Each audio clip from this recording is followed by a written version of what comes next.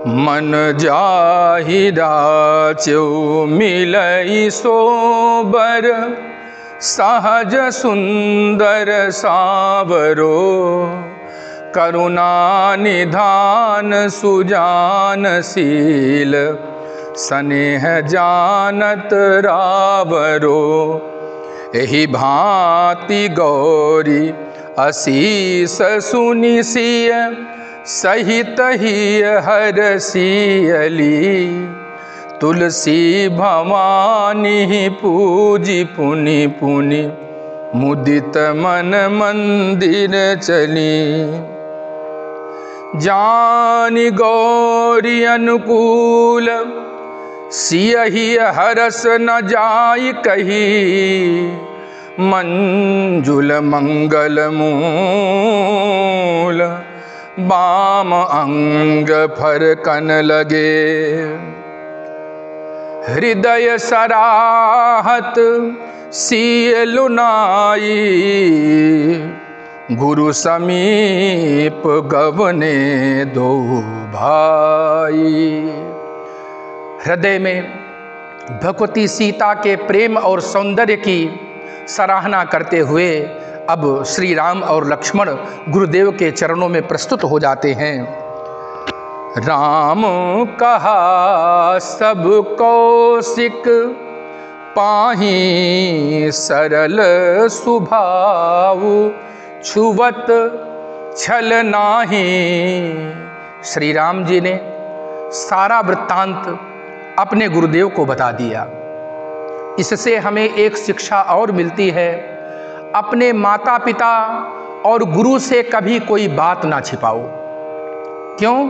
क्योंकि उससे आपको सही परामर्श मिलेगा। अपने माता पिता से हमेशा मन की बात कह देनी चाहिए, तो हमारे लिए जो हितकारी होगा वो माता पिता अवश्य बताएंगे। इसलिए हर व्यक्ति को चाहिए कि अपने दुख और सुख को निश्चित रूप से बता दे अपने माता पिता को। इससे मन का बोझ मिट जाता है। आज कई सारे लोग ऐसे हैं, थोड़ी सी बात होती है तो उनके जीवन में अवसाद आ जाता है, क्रोध आ जाता है, डिप्रेशन आ जाता है, क्रोधित हो जाते हैं, भग जाते हैं, पता नहीं कौन कौन से कदम उठाते हैं। और वही हम जीवन में यदि माता पिता का आशीर्वाद लेते हैं, अपने गुरुजनों का आशीर्वाद लेते हैं और अपने आध्यात्म की शक्ति को बढ़ाते हैं, तो आप देखेंगे कि आपके जीवन में कोई भी संकट आएगा वो अनायास ही चला जाएगा। आध्यात्म कहता है कि जीवन में सुख और दुख स्थिर नहीं रहते। यदि दुख आया है तो आपके जीवन में सुख भी आएगा, सुख आया है तो आपके जीवन में दुख भी आएगा। चक्रवत परिवर्तन्ते सुखानि चा दुखानि चा। सुख और दुख एक पहिए की तरह हैं। जैसे जो है सुख आता है फिर दुख, फिर सुख, फिर दुख, इस प्रकार से चलता रहता है। इसलिए मानव को चाहिए कि कभी भी किसी परेशानी में अपने आप को ऐसा कोई स्थिति में ना लाए, ना कोई आत्मघाती कदम उठाए जिससे कि भविष्य में उसको और उसके परिवार को पछताना पड़े। इसलिए हमेशा माता पिता से अपनी बातें बताते चलो, अपने गुरुदेव से बातें बताते चलो, अपने इष्ट मित्रों से हमेशा बातें बताती रहनी चाहिए। तो श्री राम जी ने सारी बातें कह दी अपने गुरुदेव से। वैसे भी श्री राम जी निष्कपट हैं और भगवान कहते हैं, निर्मल मन जन सो मोहि, पावा मोहि कपट, छल छिद्र ना भावा। भगवान को कपट अच्छा नहीं लगता, छल छिद्र अच्छा नहीं लगता। इसलिए अपने गुरुदेव को बताते हैं तो गुरुदेव कहते हैं, सुफल मनोरथ हों तुम्हारे, राम लखन सुनी भय सुखारे। गुरुदेव ने आशीर्वाद दे दिया, सुफल मनोरथ हों तुम्हारे। आपने मन में जो कुछ भी सोचा है वो मनोरथ आपके सफल हो जाएं, सिद्ध हो जाएं। गुरुदेव का आशीर्वाद तो विधाता भी नहीं टाल सकते। गुरुर् ब्रह्मा गुरुर्विष्णुर् गुरुर्देवो महेश्वरः गुरुर् साक्षात् परब्रह्म तस्मै श्री गुरवे नमः। अज्ञानतिमिरान्धस्य ज्ञानाञ्जनशलाकया चक्षुरुन्मीलितं येन तस्मै श्री गुरवे नमः। गुरुदेव ने आशीर्वाद दे दिया है। उधर माता जानकी को पार्वती जी ने आशीर्वाद दिया है। विगत दिवस गुरु आयसु पाई संध्या करन चले दो भाई। शाम का समय हुआ तो गुरुदेव ने आज्ञा दी है, दोनों भाई संध्या करने गए हैं। संध्या प्रातः, मध्याह्न और सायंकाल की जाती है। इसकी एक अपनी प्रक्रिया है। जो लोग संध्योपासना करते हैं उनका जीवन निष्पाप हो जाता है, इसलिए संध्या अवश्य करना चाहिए।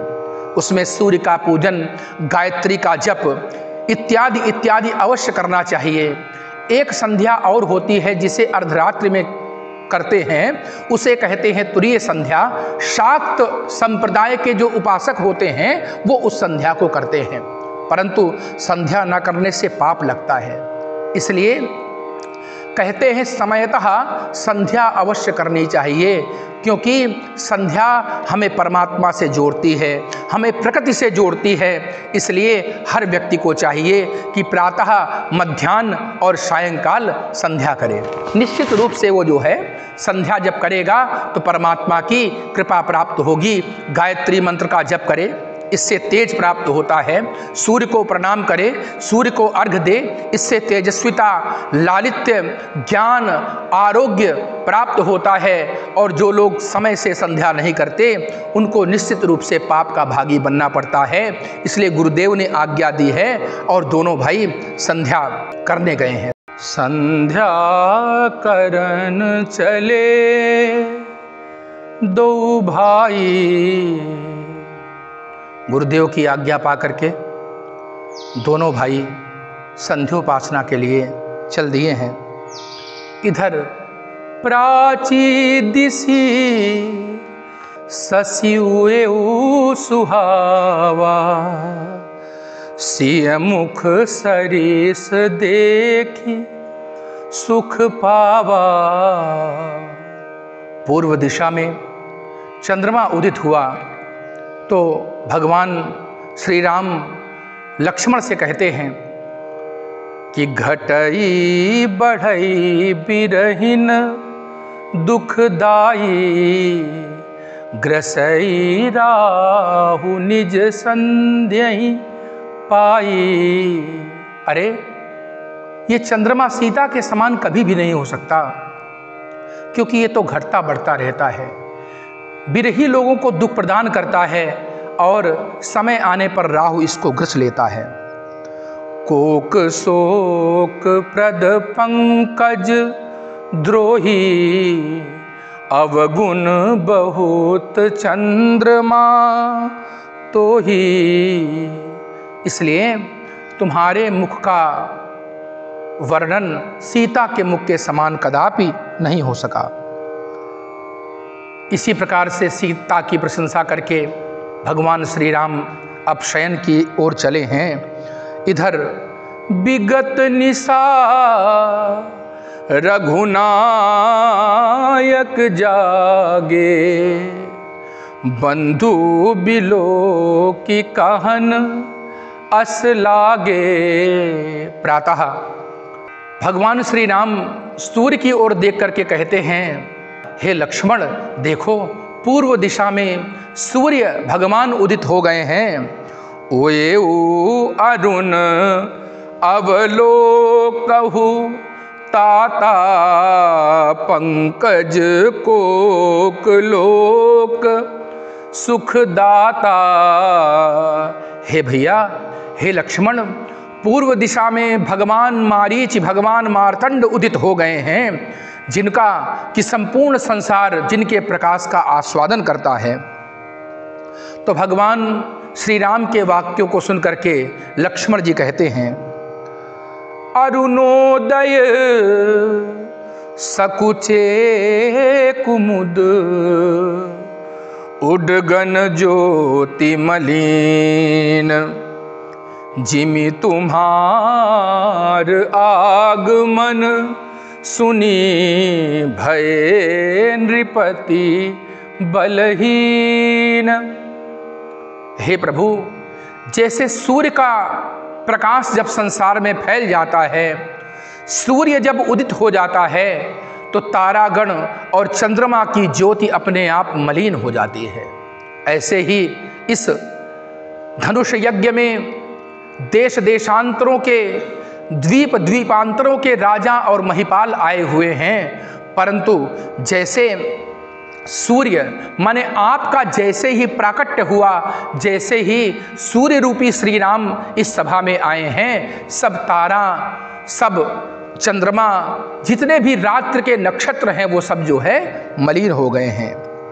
नृप सब नखत करहीं, उजियारी टार ना सकहीं, चाप तम भारी। जैसे सारे नक्षत्र मिल करके, सारे तारागण मिल करके रात्रि को नहीं मिटा सकते हैं, वैसे ही धनुष रूपी अंधकार को नष्ट करने में ये राजा लोग समर्थ नहीं हैं। हे प्रभु, जैसे सूर्य का उदय हुआ है, सूर्य के उदित होने से पशु पक्षी प्रसन्न हो गए हैं, ऐसे ही प्रभु सब भगत तुम्हारे, हुई हैं टूटे धनुष सुखारे। ऐसे ही आपके द्वारा जब इस अजगव का खंडन हो जाएगा, तो निश्चित रूप से सारे भक्तजन सुखी हो जाएंगे। रवि निज उदय ब्याज रघुराया, प्रभु प्रताप सब नृपन दिखाया। लक्ष्मण जी कहते हैं, लखनलाल जी कह रहे हैं कि हे प्रभु, ये सूर्य का उदय होना मानो ऐसा लग रहा है कि आपका प्रभाव, आपका वर्चस्व सारे राजाओं के समक्ष प्रस्तुत कर दिया है भगवान सूर्य ने उदाहरण के रूप में। इधर सतानंद तब जनक बुलाए, कौशिक मुनि पहाँ तुरत पठाए। महाराज जनक ने शतानंद जी को आज्ञा प्रदान की कि आप जा करके विश्वामित्र को उनकी ऋषि मंडली और राजकुमारों सहित यहाँ पर ले आइए। जनक विनय तिन आई सुनाई। शतानंद जी कहते हैं कि हे प्रभु, हमारे महाराज जनक जी के यहाँ विशाल धनुष यज्ञ का आयोजन है, आप सभी उसमें पधारें। उसमें देश देशांतरों के, द्वीप द्वीपांतरों के राजा महाराजा पधारे हुए हैं। महाराजा जनक ने आदेश दिया है कि मैं आपको लेकर के आऊं। शतानंद जी विश्वामित्र जी की ओर देख रहे हैं, तो विश्वामित्र जी ने कहा, मैंने आपका इशारा समझ लिया, आप मुझे बुलाने भी आए हो और आप अपनी माता का हालचाल भी जानना चाहते हो। तो सुनो, श्री राम जी ने रास्ते में आते समय तुम्हारी माता अहल्या का उद्धार कर दिया है। बोलिए सियावर रामचंद्र की जय।